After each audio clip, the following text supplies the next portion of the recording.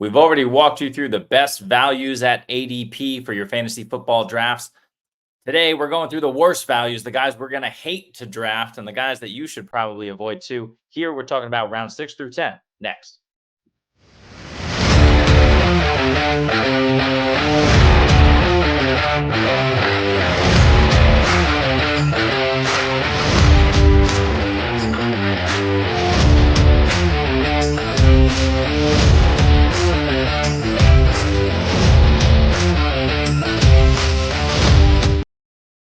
What is up? What is up? This is Jeremy Schulman at FF_Rebel. I am joined by Jesse Moeller at JMoeller05. I forgot to say the warmest of double FUs to you. Welcome into the program. Thank you for joining the Fantasy Football Universe. And today we're talking about guys we hate drafting, right? We started off taking you through an entire draft of 15 rounds, talking about all the guys that we love. Now we're going to talk about some of those guys that we're fading at ADP. We just can't bring ourselves to draft these guys. But before we do that, Jesse, checking in. How's it going? I'm good. I got 2 double FUs for you right here. So we're ready to roll with it. It's that time of the year where we're on the flip side of it, where we hype up all of the players and everyone's like, man, you guys are just hyping up a ton of players. You got to do the flip side. If you like a certain group of players, you have to come to the other side. So we're on the other side of ADP. And it's not necessarily that we don't like these players. We just don't like them at ADP. And I think that's the biggest differentiator. Because if these players are going 20, 30, 40 picks later, like I'd have much more interest in them. It's all ADP related. Like it's just don't hate players, hate ADPs. And that's the nature of the beast. So that's what we're doing today. That's it. And I agree with that. And it's important to remember that every draft is different. So certain guys are going to fall. Certain guys are going to be taken rounds above that ADP. And really, it's just a value game, especially when you get into the middle round. So I love to play that game here. So we're going to play that game today. Again, we are using for this little experiment here, the Fantasy Pros Consensus ADP. That ADP is comprised of 5 sources. It is ESPN, CBS Sports, Sleeper, NFL.com, and RT Sports. Those are our 5 amalgamated sources that create this Fantasy Pros ADP that we are just working off of. If you want to check out who we hate in rounds 1 through 5, go back and check the last video. This one will be who we hate in rounds 6 through 10. So let's jump into it first by talking about the players who are available there. And we will start at pick 61 overall with Kyle Pitts, Tank Dell, David Montgomery, Zamir White, Ramondre Stevenson, DeAndre Swift, Evan Ingram, Dak Prescott, Keenan Allen, Christian Kirk, Jordan Love, and Calvin Ridley, all available by consensus ADP in round 6. Jesse, who are we fading the crap out of here? So there's a guy that's right on the borderline, and I'm kind of cheating by him putting him there, but he's the last pick of the 5th round or the first pick of and so he's like I didn't pick him for the 5th round because I like someone even less there. So this is going to be my guy. It's going to be Zamir White. He's going off the board, RB21, and my thought process is like, what are we doing here, folks? Because Zamir White never seen any volume except these 4-game sample size against the 4 defenses that he did see this volume against were the rushing DVOA was 21st or worse. So they're all bottom tier of the NFL. And he got that volume in basically the end of the season when it wasn't super important for these teams. So I get it, but small sample size traps are the death knell of fantasy analysts and fantasy players in general. And we're taking that false sample size and trying to extract that. We're acting like Zamir White's going to be this true volume workhorse. But the question marks are this offense more than likely sucks. The quarterback play is not great. They're not going to be able to sustain drives. So Zamir White is going to need a ton of volume in this offense to get to the RB21 pricing. But if he falls short, so he doesn't have as many outs. So if he falls short of that, that's really going to kill him. So that's my biggest concern with him. Now, if he was going multiple rounds later, 8th, 9th round, sure. But the players he's going amongst, there's no way in heck I'm playing that cost. I just have massive concerns for him. Even I think that's more his ceiling case is RB21. Realistically, I think he's going to be RB30, RB40. That's kind of where I have him ranked. So I've been notoriously low on Zamir White. I'm sticking with it. I don't see it in this offense. So yeah, I do love Devontae Adams. It's more just me betting on the talent of Devontae Adams. But the rest of the Raiders players are they terrify the crap out of me. And Zamir White's the biggest of all the Raiders players. I'm like, we are steaming this guy up, and it scares me. So I'm just out at that cost. No, thank you. Yeah, for real. In the 6th round, look, this is the notorious range of the RB dead zone, right? So if you're selecting a running back in this range, you better be damn sure that that running back is going to, have all of the potential opportunity and backing to exceed that cost. Mhm. Here with Zamir White, you talk about the small sample, of course, but you have to talk about the offense as well. Not only do we have additional options, so Adams and Jacoby were already there. Now we have Brock Bowers in the mix. Michael Mayer's looking good, catching passes in camp, right? And Zamir White doesn't catch passes. So, it's certainly a situation where the passing game is going to be better than the running game, except for the fact that we have no better situation at quarterback here in Las Vegas than we did last season, unless you want to bank on Gardner Minshew. We've talked about Gardner Minshew before. We like the guy. He's a serviceable backup quarterback, but when you're relying on him, to be someone who fuels an offense, as the Raiders are going to have to do, I just don't think that's going to work out well for them. Certainly last season, we saw Gardner Minshew be more than serviceable, both in fantasy and as a reality quarterback. The problem is he had Shane Steichen, one of the better offensive minds. I couldn't tell you who the Raiders offensive coordinator is. It doesn't matter. The jettison guy from Chicago. It's Luke Getsy. Yeah, he's the OC. So Luke Getsy, no. So that concerns me even more. And really, I think there's almost every other main player at different positions here are more talented than Zamir White. Yes, he's a big guy. He's got big arms. He looks like he can, truck a bunch of dudes.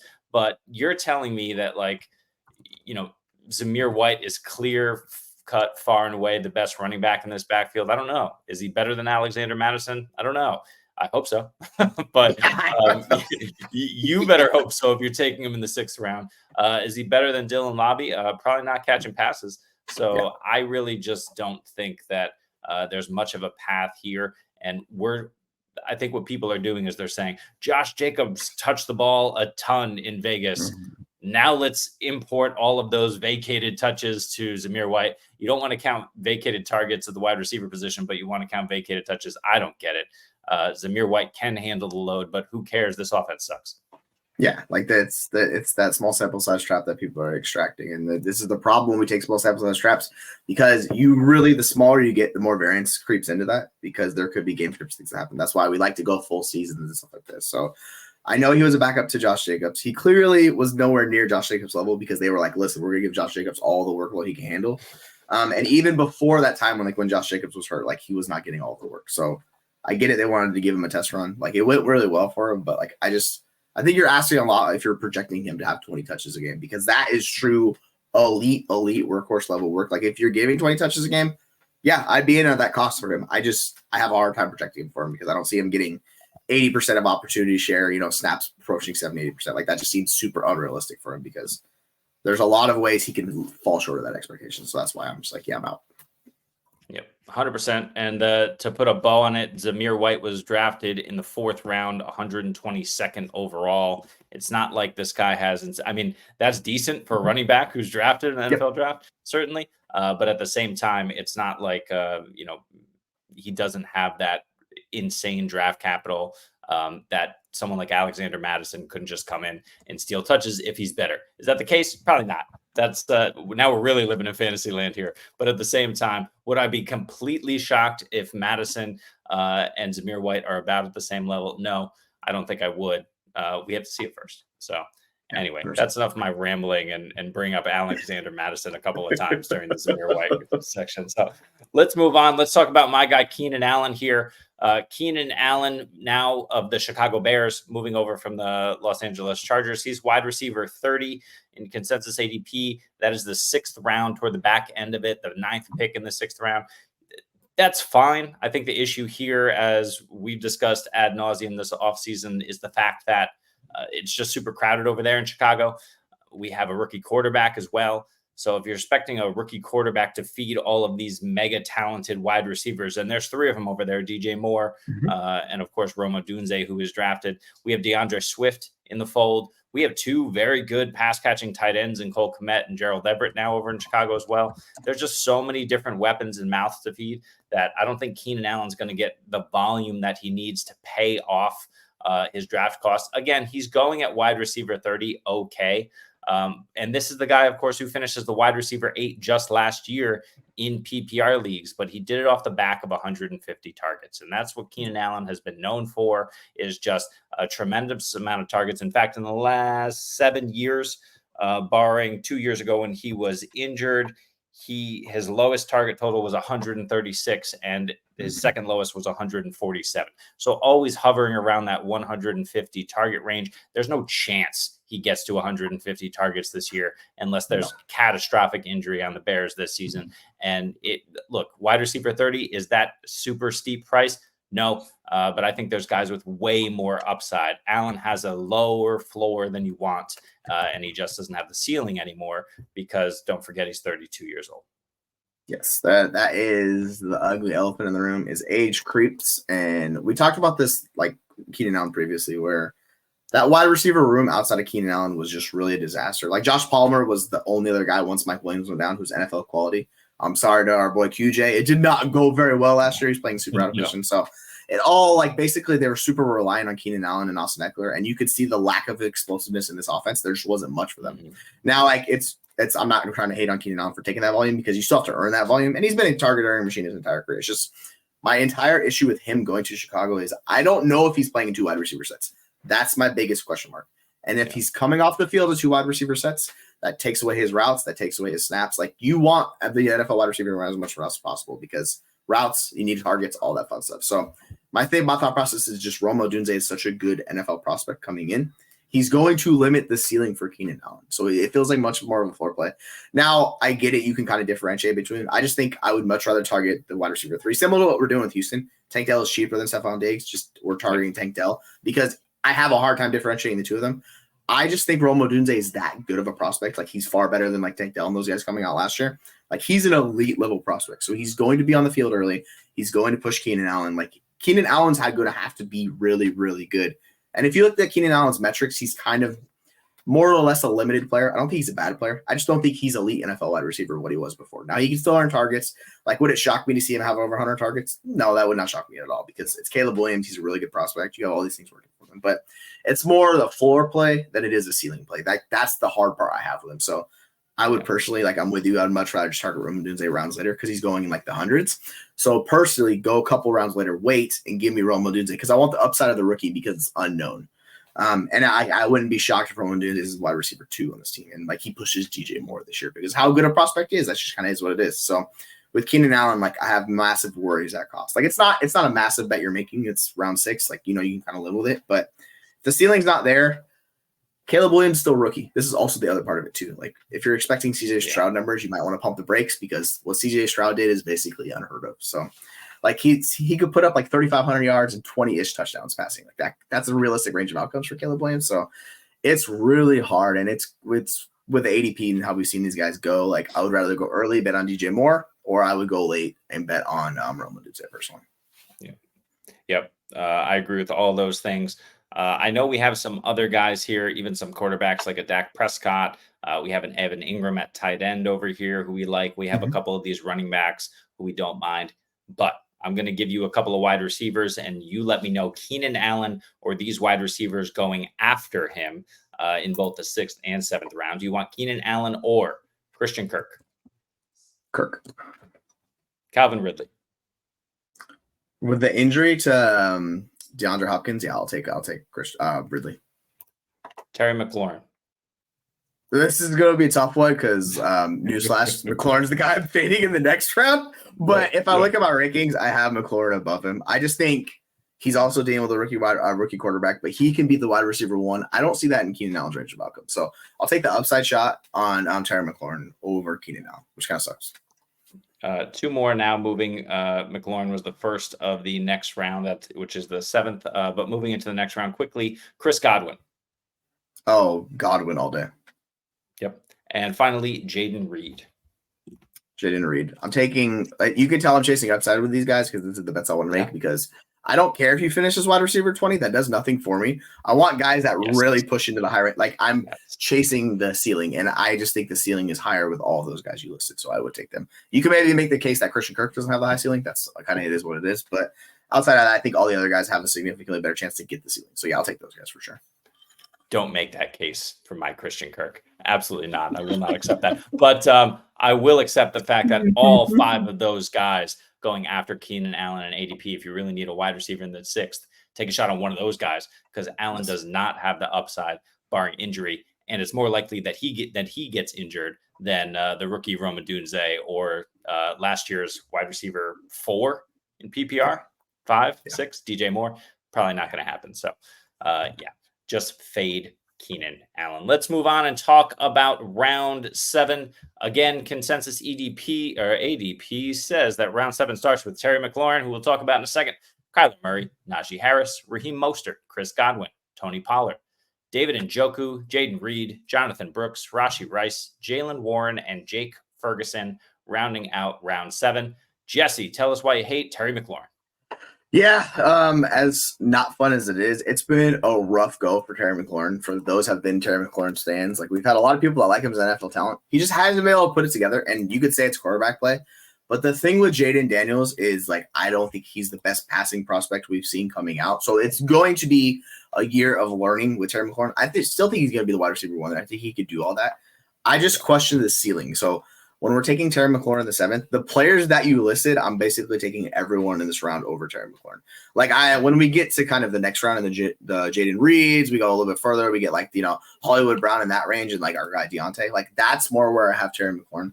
So this is something where like I struggle with the upside of McLaurin. I think the floor is decently high, but like even last year, it just was not great for Terry McLaurin. If we look at like target share and stuff like that, it was only 21%. But this is also because the offense threw a bajillion times, right? So like you're like, oh, he put up 130 targets. But it was only 21%. Like that's not alpha numbers of what we're looking for. Like I want my wide receiver 1s to be pushing 26 to 30% target shares. That's how you get these true guys that are like the CeeDee Lambs, the Garrett Wilsons, the guys that push 170, 190 targets. I just don't see that in Terry McLaurin's range of outcomes. Now, do I think he'd get 150 targets? I think he could get there. I just think it's a thin, narrow web you're trying to spin there to get him there. And I think the odds of that happening are pretty low because if we look at rookie quarterbacks and what they've done, and this also coming back to Caleb Williams, what we talk about, they do not support offensive weapons very well. It's very difficult for them to do that. And we've seen that over the course of the years, like Trevor Lawrence and all these guys, Justin Fields, they all come and they struggle initially because it takes time. So if I'm betting on the wide receiver 1, like for the offense, the one guy I really want to bet in this offense is Brian Robinson. I think he's the best bet in this offense to make for the Washington Commanders. But 100%. like the upside's not there for me with Terry McLaurin. So like as unfortunate as it is, even though he gets a quarterback upgrade, I just don't think it's as soon an upgrade as we all want. So personally, I'm just not taking him in the 7th round. Yep. I agree with this 100%. Over the last 4 years, McLaurin has had 134, 130, 120, and 132 targets. He hasn't done much more. And he converted that into a high-end wide receiver 2 once, and a wide receiver 2 just twice. So otherwise he was a wide receiver 3. So the problem isn't necessarily volume. He's giving you about 80 receptions a season. That's what we want. As kind of like a floor for the guys that we're taking. At the same time, he's only converting it into a little bit over 1,000 yards, and he's not necessarily finding the end zone more than 5 times the amount that you need. So it's just been a bunch of mediocre. I agree with you that in year 1, it's going to be tough for him to make that leap. In year 2 or year 3 of Jaden Daniels, I think that's absolutely viable. The problem is Terry McLaurin will be 30 years old by that point, and will start probably hitting the decline on his ability. So yeah, it's a tough one. He was the guy I considered here as well. But yeah, it's really hard. I just can't do it. And he's going at the 801. So yeah, it's, it is what it is. It's just kind of one of those bets you look at it and you're like, I've struggled to talk myself into it. The more I dive into stats, I'm like, yeah, I just don't want to make the bet at that cost. So I'll let other people make it. And I do think the ceiling is really high if he can hit it. I just think it's extremely like narrow range of outcomes for him to hit that. So I think it's just a super unlikely, I guess. Yep, I agree with that. I'm going to talk about a guy who used to be in Terry McLaurin's division. He has now moved to the Tennessee Titans. That is Tony Pollard, RB26, going off in the middle of the 7th round. I can't do it. He finished as RB14 in PPR leagues last year, RB8 the year before, but he did it off of insane volume last year. He just wasn't that explosive guy. Now, whether it was a high ankle sprain or, there was something that he came out and said was bothering him all season, right? Yeah, it was the broken leg from the year before. Like he wasn't like fully right. Yeah. Yeah. And so with all of that, sure, that makes sense. Injury wise, that it often takes these backs a extra year to get over these lower body injuries because they have to cut the hardest and move their entire frame horizontally more often, more than any other position really. But Tony Pollard just didn't have it last year in a good offense. Now let's insert him into a terrible offense where the guy in the backfield is better than he is, and much younger, much more spry, with a much more limited injury history in Tajay Spears. We're both big Tajay Spears believers, but that Titans offense was starting to look good. Bill Callahan comes in, DeAndre Hopkins is doing well, Calvin Ridley comes in, Will Levis has a chance to excel, and now DeAndre Hopkins goes down with injury. If Hopkins can't be 100%, for the start of the season or even for half the season, if he goes down at all, this offense is just going to fall off a cliff. I don't think DeAndre Hopkins is, necessarily the talent he was obviously 8 years ago. At the same time, he's clearly far and away their best wide receiver. He's got it all together. We like Calvin Ridley as a talent, but I don't know, man. I just think it's shaping up to be a real mess in Tennessee. The good news is they're going to have to throw. Tony Pollard can catch the ball. But I think a lot of these things come together to say, look, we talked about Zamir White. We're going to talk about another guy next round, Austin Ekeler. I don't want these running backs in terrible offenses. And especially if they're sharing time, Tony Pollard is one of those guys. And Tajay Spears are just better. Yeah, like if we're looking to chase, because the way they've talked about this backfield, it's basically going to be a split backfield. Like they've talked them 1A, 1B. They've talked about they're going to ride the hot hand. They're going to do all of these things. What I think what DeAndre Hopkins' injury does is that allows Tajay Spears to be more of a weapon because this team needs a weapon. Like Calvin Ridley's not that explosive player anymore. Tyler Boyd's just your plotter slot wide receiver. Like that's kind of what he is now. They have Treylon Burks. It's never worked out. Chiga Conquo, he's getting pushed from Josh Wiley. So it's like, all right, it's not working out. So it seems like you have to make a bet on this offense and who you want to bet on. With them bringing over Callahan, they're going to pass a lot more. And I think it works out for Spears, who Spears was really good, like in the receiving game. Like he had 50+ receptions. He was second in missed tackles forced on those receptions. Like he was elusive. He was awesome. He had almost like a 15% target share as a rookie. That's like what we want to see. And he was just better across the board than like Tony Pollard. Now it's weird because the way I look at it overall is I think the best is yet to come from Tajay Spears. I think we've already seen the best of Tony Pollard in his career. Like that's kind of what and you made the injury reference earlier. Like Tajay Spears doesn't have ACLs. Like his ACLs are gone. But he's just so good, it doesn't even matter, right? So if I'm making a bet between these two guys particularly, I want the cheaper guy. Like I have him ranked above newsflash, I have Spears above him. So I would just take Spears straight up. But like if I'm getting the discount, the player that I like more later, like I think that's a really, really good bet if we're choosing the two of them. So if I have to fade one of those guys, yeah, I'm fading Pollard just because I expect him to be kind of more of the grinder in this offense. And like he could get 200 carries, like I could see that happening. I just don't. Like I don't see bell cow usage for him, and I think he more needs that than Tajay Spears does personally. Yeah, and this is the new NFL, so most backfields are splitting the workload between 2, sometimes 3 guys. But in those backfields, we have 2 clear-cut talents. I do not want both guys on bad teams, right? Only on good offenses like Miami, like Cincinnati. Do I want to take the chance on both of the backs at cost there? Here, there's no way I'm touching it. I'm just, going to plant my flag and plant it on Tajay Spears.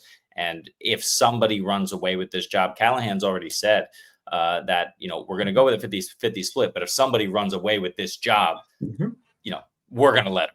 And I think odds are if somebody runs away with this job, it's not going to be Tony Pollard running away with this job. It's going to be Tajay Spears. So. Yeah, I think that's most likely to happen. Okay. All right, moving on to the 7th round. Let's see where we ended with Jake Ferguson. So Zach Moss kicks us off at 85th overall at the beginning of the 8th round. Austin Ekeler, Hollywood Brown, Nick Chubb, Deontay Johnson, Jordan Addison, Brock Purdy, Xavier Worthy, Brian Robinson Jr., Javonte Williams, DeAndre Hopkins, and Devin Singletary. So this is round 8. Jesse, who do you hate? Nick Chubb. I don't want to pay the cost of a guy coming off a catastrophic, his second catastrophic knee injury that has happened to that same knee. So I get it. Like you guys can make this bet on Nick Chubb all you want, but like we don't know when he's coming back. We don't know when he's going to be fully healthy. And when he comes back, it's still going to take him time to come back from this injury.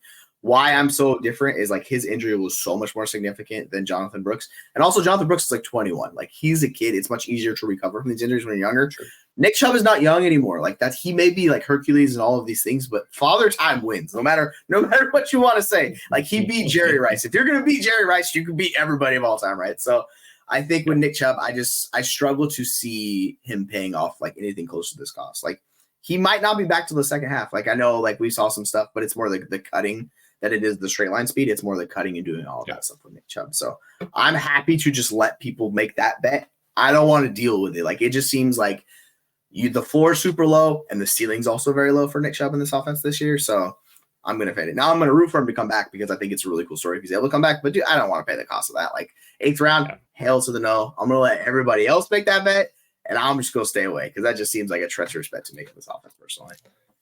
Yeah, I made that bet once this offseason by accident. I accidentally clicked on Nick Chubb in the 8th round. The particular tournament I was in just had a policy where you cannot take that back. So I am saddled with Nick Chubb. I consider dropping him actually because there's a few guys available on waivers. I considered dropping Nick Chubb, and I just thought, there's no way I can do it. And that's the problem with Nick Chubb, right? Is that if you draft him, you're going to feel like, oh, well, I invested, some kind of substantial draft capital in him here in the 8th round. Now he's on my team. I'm waiting. Even if I have an IR spot, right? The idea that you're still waiting for Nick Chubb is just going to handcuff you in a lot of ways, especially with thinking like, I'm all set at running back. I got these two guys, and then Nick Chubb is going to come back week 8. It doesn't really work like that for running backs. So I'd be really careful. We've seen some, forget about Nick Chubb's injury history. We've seen this play out with J.K. Dobbins. He came back a little bit too early last season, just injured again. Everybody's knees are different, but at the same time, running back really just, continues to pound those lower body joints. So I'm not optimistic. It sucks because Nick Chubb is one of the best pure runners in the NFL, right? So we love Nick Chubb, in reality, but for fantasy, sadly, I think relying on him like we used to, those days are over, and he may be going the way of Kareem Hunt here very soon. Entirely possible. Like I'm just too worried, man. I just can't do it. And there's the whole opportunity cost of it is there's a lot of particularly wide receivers are like in this range, or running backs are like in this range other too. Like I like the other bets going around. So if Nick Chubb was going late in drafts, sure, if you want to make that bet, sure. But the opportunity cost, you can get viable starting level players into your lineup, and I much prefer those guys who have, I think, a similar ceiling to Nick Chubb. So I'm just gonna make those bets on those guys instead. So yeah, just gonna watch Nick Chubb from the sideline this year, and I'll be rooting for him, but don't expect it to work out. Yep, I agree with that. I wish I could, at least in that one league, I'm going to be rooting for him. But here's the thing, right? If you play in as many leagues as we do, there's other people with relying on Nick Chubb, or at least who have him on their benches, hoping he turns into something. Just try not to be that guy. We don't need to be doing that in the year 2024 of our Lord, or however you say that. Let's move on before I get myself into trouble. We'll talk about Austin Ekeler, the 802 RB30 off the board. He's cheap. I don't care. He's a commander now. We saw last season, it did not go very well for him. So now he's on a less dynamic offense with a less dynamic skill set, if we're to believe that he has truly declined, as opposed to just, limping through this. He was the one with the high ankle sprain last season that kind of sapped away his entire season from him.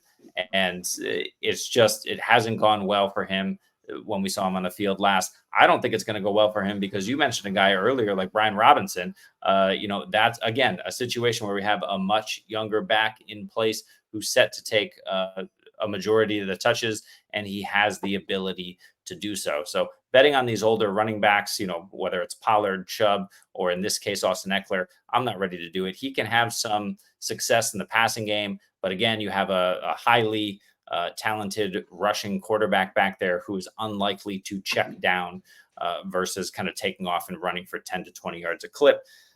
So I don't really see the upside at all with Austin Ekeler unless you tell me he's going to be working ahead of Brian Robinson Jr. If you tell me he's working ahead of Brian Robinson Jr., I'm going to assume Brian Robinson Jr. has been shot again, because there's no other way that this is going to happen. I mean, Ekeler is just on the wrong side of RB age at this point. Injury, it's not looking good. Just stay away. Yeah, I think with Ekeler it's interesting because the high ankle sprain, which by the way, we just saw Josh Downs have a high ankle sprain and he's off my board.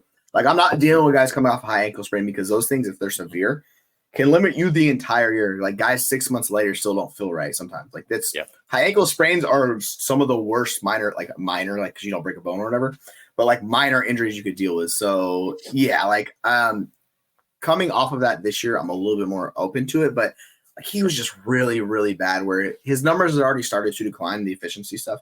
It had already happened going into the last couple of years because he was getting more volume. Efficiency goes down. So I worry about Austin Ekeler at cost. And like when you're talking about a guy playing kick return usage, you don't want that out of your running back because they're not going to be doing all of the work, right? So that tells you how they view him. They view him more as a complementary piece to Brian Robinson in that offense.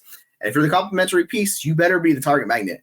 And if Brian Robinson is earning some of that work out of the backfield, which it seems like he is, like he's not just going to be a grinder, he's doing that. So I think it's unfortunate. It is what it is for Austin Ekeler. It's just I have a hard time seeing him hit the upside, and that's what we're chasing in this range. Like I can find plenty of guys that give me a floor. I'm looking for ceiling cases from all of these guys because that's how you quote unquote get to a championship and do that. So yeah, I just as much as it sucks because he's been one of the hardest workers. Like his story is incredible. It's going to be like one of those movies that comes out when they talk about Austin Ekeler. But at this point in time, like we are both just kind of on the same wavelength. We were just fading him. I just prefer Brian Robinson. I'd rather make that bet. So I've been surprised like why he has been going above him. That really doesn't make sense to me. But I think it's the name cachet with Austin Ekeler. Like people are really holding on to that because before last year, like he was back to back to back. Like he was a fantasy stud. But when it goes, it's really hard to get it back. And I just don't think he's going to get it back at this point. Yeah. Sadly, I agree with you. Again, another guy we don't want to see go or let go, but we have to. Brian Robinson is the present and the future. Only 187 attempts last season, only 733 yards, still finishes a back-end RB2 because he caught 36 passes. Look, you mentioned it earlier. Sam Howell was slinging the ball 50 plus times a game in the beginning to middle of the season. So, Robinson was bound to come down with some of them, but that's the type of volume that we want to see out of guys who are good between the tackles in the passing game, is that they can get to that 30 to 40 reception range because that's just going to boost them up. Brian Robinson should take another step forward this year. Unfortunately, that's going to come at the cost of Austin Ekeler. So I'm just out fading him to oblivion. He's off my board, basically. Yeah, what's weird with Brian Robinson, he was like top 5 in yards per run around running backs, and he was first in yards per reception, which is kind of bonkers to think about because everyone thinks of him as a plotter, but I think he's a better back than that. So I think we're kind of holding previous conceived notions with both of these guys to a fault. Like you need to be more into Brian Robinson and less into Austin Ekeler. Totally agree. Let's move to the 9th round and talk about Lad McConkey, Christian Watson, Brock Bowers, Tajay Spears, Keon Coleman, Roma Dunze, Jackson Smith and Jigba, Zeke Elliott, Justin Tucker. I don't know who that is, but apparently he plays NFL football. And Jaden Daniels. Oh, we got Gus Edwards and Dallas Goedert as well. So that is in the 9th round. 11 guys and some guy named Justin Tucker. Never heard of him. Jesse, who are you fading in the 9th round? If we didn't, we're not. I know Aaron loves his kickers and defense early, but even this is fucking absurd. Like, stop taking kickers and defenses this early. You're going to regret it. Like, what's the best he can give you? What 10 points a game? Like that's the top line you're getting from a kicker. Like, come on, dude. Like that's just ridiculous. Like I don't know what we're doing. But we're not here talking about kickers and defense. We're here talking about skill position players. So besides Justin Tucker, stop drafting your kicker this early. Wait, folks. It's Gus Edwards. I just don't get it with Gus Edwards. I saw someone saying he was going to have over 300 carries. I was like, over my dead body, he's having 300 carries this year. If he has 300 carries, I will eat a freaking flaming hot scorpion pepper live on TV. Like, I will do that because it's not happening for Gus Edwards. I got to clip this segment. Yeah, you do need to clip it. I'm just saying it's not going to happen. Like, what? Why are we like last year was his like the most volume he's seen in any offense. Like, so all of a sudden he's just skyrocket into more touches and just get all this magical volume. I think the one thing people are struggling with is they expect this team to be the most run heavy team in the NFL. What happens if they're not? Like, I think that's the whole thing we need to take into account in the situation. And also, Gus Edwards has never seen a hefty amount of portion. Like, his snap share was very similar to Justice Hill last year. In that offense, like the snap share, they were basically, I think Gus Edwards was at 27 snaps a game. Justice Hill was at 25 snaps a game. Like, they were splitting a lot of work. And you're saying 27 snaps is not a lot for a running back. It's not, man. Like, he's not a 3-down back. That's not what he does. No. He's never been a 3-down back. So what you're expecting for Gus Edwards to pay off is you need him to do what Raheem Mostert did last year. He needs to hit the 20-plus touchdowns. And why would you bet on any running back to hit that type of like touchdown volume? Like, that's really, really bad. But he could also be a Jamal Williams where it's like a lot of touchdowns. Still not a guy you want to start. Like, it's really, you know what I mean? Where they don't have the ceiling. So I get it. Like, he's up there in stats because he played in Baltimore for so long. His yards per carry is always going to be like one of the better in the NFL. But like, the ceiling's just not there. He was what, RB33 last year? Like, doing what he did in this offense on a points per game basis. Yeah. And if that means you're a back end RB3. Like, so is he going to be above that? I'm like, no, I don't think he's going to be above that. So I think people are drafting him at a ceiling, and he's going to massively disappoint that ceiling. Like, I don't think he's going to hit it because he's going to be splitting work. If J.K. Dobbins comes back as healthy, like they've already talked, they want to involve Dobbins. If Kamani Vidal steps in, like, there is a lot of ways for him to fall short of this ADP in this offense. Now, like, I think he's going to be the grinder. I think he's going to get touchdowns. Like, I think that's going to be probably his role because he's a massive running back.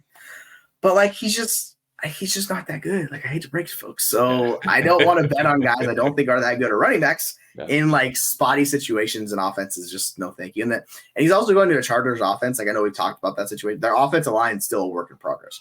So like those holes that were there last year in Baltimore likely are not going to be there in LA. So I get it. Greg Roman can scheme up a really good run game and do all of that stuff, but like, what's the ceiling? Is it 1,000 yards, 10 touchdowns for him this year? Like, I think that feels like kind of his ceiling, right? And he gives you 5 catches, maybe. Like, his targets reception are really bad. So overall, I'm just not touching Gus Edwards at cost. Like, I don't want to do it in the 9th round. Like, I get it. People enjoyed it last year because it was found money. This year, it costs a little bit more than found money. So just gonna hard pass on it myself.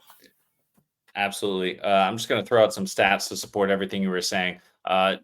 The only thing you got slightly wrong is he was slightly better than what you gave him. He was PPR running back 25, not running back 33, but everything else dead on. I mean, the guy had 810 yards, 13 touchdowns, and still couldn't finish as an RB2 last season. He also caught 12 balls for 180 yards. So 13 touchdowns and 800 yards rushing, and he couldn't finish as an RB2. I think if Gus Edwards did that this season, we'd be ecstatic. But at the same time, we're drafting him basically to do that. So we're almost drafting him at his ceiling. If not, it's the Keenan Allen argument. Oh, we draft him at RB30, wide receiver 30, hoping he becomes wide receiver 20. In this case, Gus Edwards, the same thing. You're drafting him at RB50, hoping he becomes RB30. Like, no, there's no reason you should be drafting Gus Edwards. He's 29 years old. His yards per carry severely declined last season by a full yard. He's been coming off of that injury, but we've been talking about it all show. These old running backs coming off of an injury, whether it's the year after or 2 years after even, they're just too old. Their body doesn't respond the way it does when they're much younger. That's why the bet on J.K. Dobbins is a little more interesting, even though that's scary as well. But I can't do it either with Gus Edwards. I'm right there with you. I'm out. Yeah, it was RB32 on points per game basis, so that's my fault. On that. So even worse. Even worse. It's not what you want. Like, this is like the whole Ezekiel Elliott when he was RB7, but like on a points per game basis, he was like RB20, right? It's like that type of thing. It's like because guys went down and Gus Edwards was able to get on the field. It's just that makes sense. The more volume you get, the less efficient you're going to be. We saw that with Gus Edwards. Like, they gave him more volume than he's ever seen and more snaps. Like, this kind of happened. So I think it's more like you're chasing a floor with Gus Edwards, and that floor just seems really low. So in the round 9, give me all the other guys in that range, like for a few rounds ahead of them. So I'm good. No thanks. 100%. My guy in round 9 is Keon Coleman. I just don't see it for him. Wide receiver 44, round 9, in the middle of round 9 there. He's going right before Rome Odunze, who you love, Jackson Smith and Jigba, who I love. Right behind Tajay Spears, Brock Bowers, Ladd McConkey. So I just think I want everyone else instead of Keon Coleman in this round because I think they present with more upside. I understand that Keon Coleman is a contested catch amazing human being doing those crazy contested catches all the time. I know he has the opportunity out in front of him in Buffalo with literally nothing else around him to challenge him. He could very easily just come in and become the number one target right away. And he's getting some positive reports out of camp as well. So we kind of know what the situation is. Everything is kind of in his favor. The problem is I just don't see the ceiling with Keon Coleman. I mean, if you're talking about, he would have to be like a Mike Williams type of player where he's going for 11 or 1,300 yards and double-digit touchdowns. And I just think that's a lot to ask of a rookie, even with everyone else, just getting booted out of Buffalo this offseason. I just don't see it for Keon Coleman, this guy, even though he was first pick of the second round, was it, or last pick of the first pick of the second round? Yeah, they traded back with Carolina. Yep. Yeah. So, but I would have much preferred to see Xavier Legette here, instead of Buffalo trading back one pick and giving up Legette essentially to get Keon Coleman. But I just don't see the upside with his profile. The fact that he routinely hasn't got shown that he can separate on tape, at least in the college level. And, it's just, there's a whole lot of other bets that I prefer to make in that offense. James Cook, Dalton Kincaid, Curtis Samuel over a guy like Keon Coleman. And he's a rookie. So yeah, the unknown is nice. You're getting that rookie discount because he could pop off. I just don't see it. Yeah, it's the opposite of the Gus Edwards scenario I was making. Like, it's a high ceiling, low floor with Keon Coleman. Sure. Like, the range of outcomes feels massive with him. So, like, I think he's a guy you have to be comfortable accepting a lot of risks with this bet you're making with him, because there's other guys who have a higher floor and all that stuff. But I think if you want to shoot the moon and go for Keon Coleman, like, I don't mind making the bet in the 9th round. It's just like you have to be accepting the risk of, like, he feels like he's playing out of place to play in the next position. Like, that's not really what he specializes at.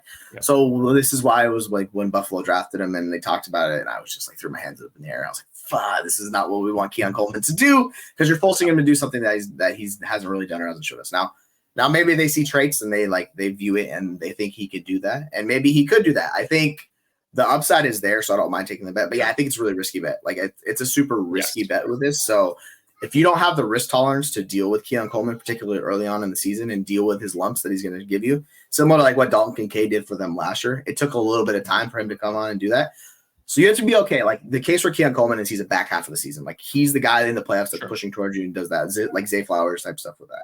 If you're not comfortable living with that variance and him, like, because like these late round one picks, like the wide receivers, they bust about 50% of the time. It's about a 50% hit rate. So like, you need to be okay knowing, like, I don't know if he's gonna hit. It's just, yeah, there's a lot of risk with him, as the West will phrase it. So know your team and know your strategy. And if you're not okay doing that, then yeah, just pivot elsewhere, because there's a lot of guys that are much, much safer players than Keon Coleman's bet in this range. For sure. There's also guys who I think have more opportunity for upside. Let's play this game again. I'm going to mention wide receivers going around Keon Coleman, all of whom we've discussed in this round. Wide receivers 42 through 46. Would you prefer Keon Coleman or Ladd McConkey? Ladd McConkey. Christian Watson. It was Christian Watson, and then I was just like, nah, we moved Christian. So I'm going to actually take him over Christian Watson, because I'm just like, the injuries are just really, like, stuff's just too much for me. So, yeah, I'll take him over Christian Watson. But, yeah, like, I 100% get the Christian Watson case, because I've been that guy for like 2 years.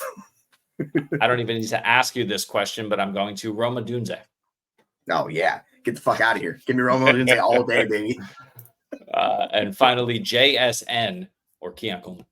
JSN, I think he's a better prospect, a better player, and he struggled year one. Like, it would not surprise me to see Keon Coleman put JSN numbers, like, where he gives you 600 yards on a season, like, as a rookie. Like, I think that could happen, and you're going to be disappointed. Absolutely. So we get the lumps and bruises out of the way with JSN this year. Like, the talent is more, it's better around him. It's just, I just think he's a better player. So I'll bet on JSN over him. Yeah, for sure. Yeah. So once again, we don't hate the player necessarily. We just hate the ADP. I think Keon Coleman based on that little exercise, is just ranked a little too high among wide receivers. What's interesting is that consensus IDP doesn't see another wide receiver come up off the board for a full round. So, and the next guy is Cortland Sutton and Jameson Williams. So in that case, yeah, maybe I'll go Keon Coleman over those guys. Sure. But so will literally everyone else, because there's an entire round before another wide receiver is taken. So speaking of an entire round, let's get into the final round here, the 10th round. That begins with the I'm going to name these defenses and kickers, but, just ignore them. The 49ers D, some guy named Brandon Aubrey, Tua Tagovailoa, TJ Hockenson, Jared Goff, Caleb Williams, Cortland Sutton, Jameson Williams, Harrison Butker, I don't know. Not going to work here anymore. Chase Brown, Trey Benson, and Blake Corum. So forget the kickers, forget the defenses. Who do you hate here otherwise? Yeah, why are we drafting Jameson Williams in the 10th round? I really need to understand the argument for this. Sure. So he's like the 5th option in that offense. When's the last time the 5th option has been anything viable in fantasy? Yeah. Now, if you want to live with the best ball experience, that's fine. But we're talking managed redraft leagues, which means you have to start Jameson Williams. So you have to actively put him in your flex lineup and be like, yeah, I'm going to do that. That's going to work out. If you are the Nostradamus that can predict the weeks he goes off, then you should be playing fantasy football because you will be making a lot of money on those bet weeks. I have no assurance when that's going to happen. I think he is a much improved player from what he first started. The back half of the season, he was better. But still, you got to beat out Amon-Ra. You got to bring out Laporta. You have to beat out Gibbs. They also have David Montgomery. I don't want to do this with Jameson Williams. Jared Goff is the prototypical, the statute quarterbacks we like supporting options because he's not going to run. He's just going to keep passing. That's what we want. But what's the upside with Keon? Not Keon Coleman, with Jameson Williams. What's the upside with him? Yeah. I just don't want to do it, man. It's so hard. Why I was so bullish on him coming out is we had not seen Laporta do it yet. We had not seen Gibbs do it yet. We had not seen these other guys, just Amon-Ra. Now that we have these other central pieces already established in this offense, Jameson Williams is what we get. He's going to be the deep threat that's going to open up a lot of space, run the 9 routes. He'll hit occasionally, but it's not going to be consistent enough for you to start him in fantasy. So I think the upside is maybe 8 touchdowns, maybe 800 yards. That seems like the ceiling case for him in this offense. But man, the floor feels so low for him. There will be weeks where he gives you 1 catch for 20 yards. That's the weeks you're going to have. You're going to be looking at the lineup ugh. So yeah, I just think it's really the target, not enough targets to go around for that offense to support him. Just is what it is. So I think he needs to get traded if he ever wants to be a true fantasy football player you're going to consistently start. But where he's at right now, he's in that similar to Christian Watson, these guys that are just going to be explosive deep threats that we don't know when it's going to hit. I just think the difference between him and Christian Watson is the talent around him is nowhere near as good as it is in the targeting potential for the Lions. So yeah, at cost there, just no, not doing it with Jameson Williams. I wish all you people luck doing that bet. It just seems like it's fraught with danger. 100% on this one. Jameson Williams was a guy that I still have, even though I've sold some this offseason, I still have a lot of Jameson shares in Dynasty, Jameson shares in Dynasty. And it's because of his talent. I think he's had kind of a really difficult situation his first couple of years. I think he was suspended, then he was injured, then suspended. I forget how it went. But really those first 2 seasons were there was a lot of disruption in the offseason and in the beginning of both of those seasons. So for Jameson Williams to kind of show flashes and then be getting all of the hype, I think it's justified. I think the talent is there. The problem is the situation in Detroit is not what the situation was in Detroit 2 years ago. We didn't know that Amon-Ra was coming off of a great rookie season. We did not know that he was going to blossom into this, even though the signs were there. We weren't sure, right? And I thought that Jameson was talented enough to potentially take over what Amon-Ra was doing. Not the case anymore. Sam Laporta, right? Nobody really knew that Sam Laporta was going to be able to do what Sam Laporta did last season as a rookie. He's only going to continue to grow in this offense. He's earned the trust of Jared Goff, most importantly. Those 2 guys are just going to eat up targets. And then Jahmyr Gibbs, right? Jahmyr Gibbs, we saw him as a rookie come in, absolutely dominate both as a runner and a receiver. I mean, these 3 options are by far preferred options, or at least they should be, over Jameson Williams. And to your point, Jameson Williams is going to have his games. He might be Will Fuller level efficient. It's the thing that you just don't know, right? You don't know when JMO's going to put up a big 0 for you in the flex and when he's absolutely going to go off. I don't want guys who do not have a floor, right? For me in fantasy, that's the scariest thing.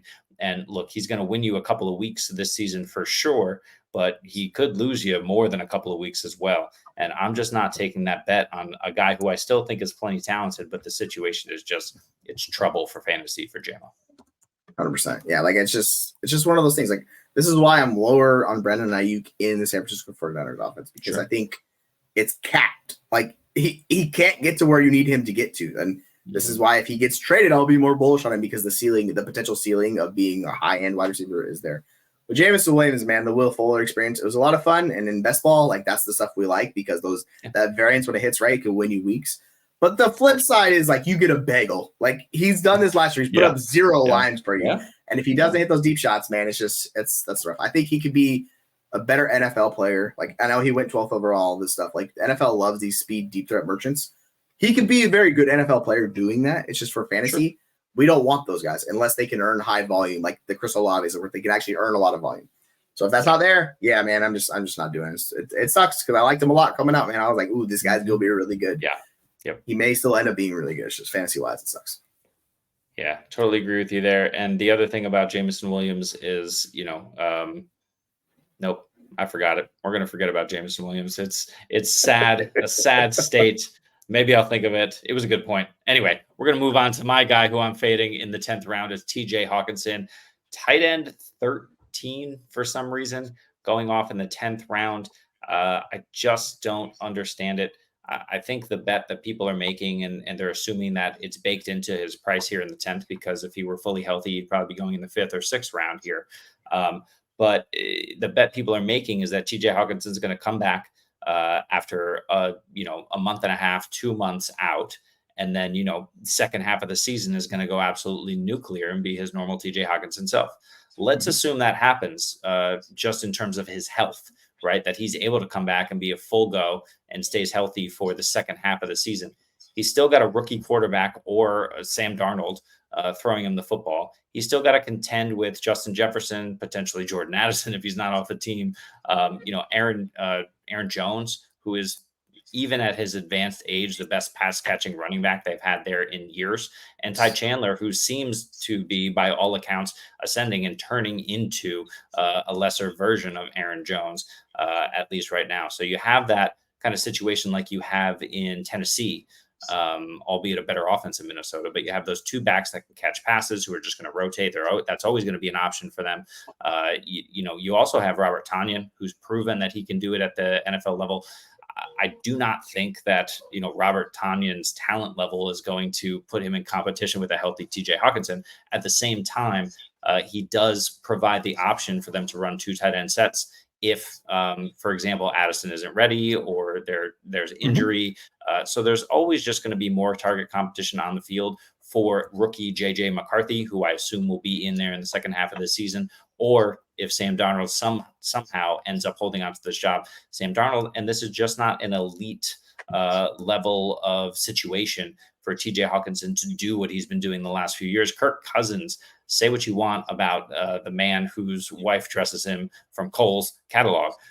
Kirk Cousins is absolutely Kirk O'Chains on the field, and he's just a monster, just distributing the ball to everyone, firing in there. And, they're going to struggle this year. They're going to see how badly, they really relied on and valued Kirk Cousins back there being a reliable quarterback. They saw it last year when he went down. So I just don't have any faith in TJ Hockenson this year. And unless he falls to like the last round or 2 of my drafts, he's off my board. Yeah, I'm a little bit more into TJ Hockenson at cost because he's the last tight end in that range, because he's like the last guy that has shown the upside. It's just I think you just have to be willing to accept the variance of I know we're talking about he's ahead of schedule and all the progress. Like that could just be like Coach B, because we're not seeing anything. And I will say people have been to camp and they like what they've seen from TJ Hockenson. So maybe there is more into that. So I'm a little bit more okay making that bet. But yeah, like it's a risky betting on a guy coming back from ACL, because to your point, they're not going to pass the same rate. Like they don't have Kirk Cousins. So it's a lot to expect. Sam Darnold, who's been just borderline awful quarterback throughout his time in the NFL. He's had a few games, but good Lord, the floor is all over him. And then a rookie quarterback who is like a developmental rookie quarterback who, say what you want about him in Michigan, like he was not the focal point of the offense. Like it was not like, so we're just banking on a lot of uncertainty in that situation. My whole thought process is like you should bet on Hockenson or Addison and pick one of those guys you want to bet on. Okay. But the thing is, like, we're fading both of those guys' community. Like Addison's pretty low down, Hawkinson's really low down. So I think you just got to pick which one of those, the wide receiver 2 in that offense, you want to bet on, and you can make that bet. But yeah, if you don't want to bet on Hockenson, 100%, I get it. Like it's a more second half of the year thing. So if you have an IR spot, you could do that. Like that's a little bit more fine. I think compared to Nick Chubb, I'm more willing to accept the variance with the risk on that. But yeah, it's a super risky bet. So yeah, if you don't want to get it 100%, like you can just fade him and let someone else deal with the roster spot and go for that route. Yeah. And especially with some of the backs going in this round, you got Chase Brown, who's far too low. You got the bets on Trey Benson and Blake Corum. You got Jerome Ford, all of those guys going after TJ Hockenson. And I just think they're a great bet, any of those guys, to assume the RB1 role, over whatever I think I can get in the back half of the season with TJ Hockenson. And we know that tight end is a pretty volatile position year to year. David Njoku pretty much came out of nowhere. You can get these guys off of waivers. So the fact that TJ Hockenson, I'm going to grab him and hold him, until he's 100% and then just hope for that elite production. I need to start another tight end. So I need to maybe grab a second late round guy. I need to play the wire. And what are the chances that I can, figure out or find a guy who's good enough at TE 7-8 weekly, to do what I think TJ Hockenson is going to do with a rookie quarterback and no Kirk Cousins. So I just don't want to make that bet in the 10th round. I saw Dalton Schultz going around later. I don't like taking these tight ends back here, but I'd probably prefer Dalton Schultz over TJ Hockenson because he'll give me a relatively safe, though low floor at tight end, and then he'll pop off certain weeks when CJ Stroud just decides to go nuts. So yeah, it's not a good bet to make. And, I'm taking those we have a top 8 in tight end now, assuming Ayuk goes and Kittle is there. We have a top 8 at tight end. I'll take one of those 8 and I'm not touching TJ. Yeah, I think once you get to Bowers is the one guy. Like once it gets past him, it gets really ugly at tight end, to your point. Yep. So like if someone wants to make the case where they're just like holding and waiting in TJ Hockenson, because the upside's really not there with a lot of guys. If you want to go with like, the Green Bay Packers tight end or one of those guys super late, sure, it's fine. It's just this year in particular, tight end late seems a much worse bet. Like if I like Freiermuth, if they don't trade for Ayuk, but it feels like they're going to trade for Ayuk, so that takes another guy off of our board. So it's really ugly, the tight end. So yeah, if you don't go early tight ends, like you can make the case for Hockenson, and I'm fine doing that. But yeah, like if you want to fade him, 100%, like I'm on board. Like I get it because it just seems like there's a lot of risk built into his cost.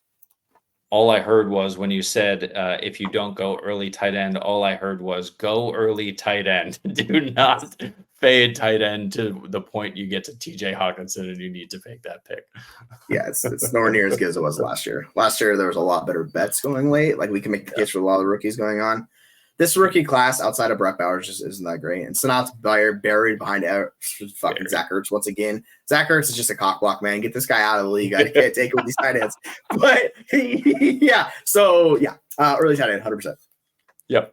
With that, we are the Fantasy Football Universe. We are available at fantasyfootballuniverse.com. We're on Twitter. We're on TikTok. We're everywhere you want to be. Spotify, Apple Pods. What did I miss? Instagram for some reason. And I always say that, but watch Instagram blow up. Great. YouTube, most importantly, please come like and subscribe our content over there and anywhere that you find us. We have just started up in January. We will be here through the rest of this off season, all through the year and beyond. So please join us next time for whatever the heck we're talking about then. But for this time, I am Jeremy. This is Jesse. We are the Fantasy Football Universe, and we will see you then.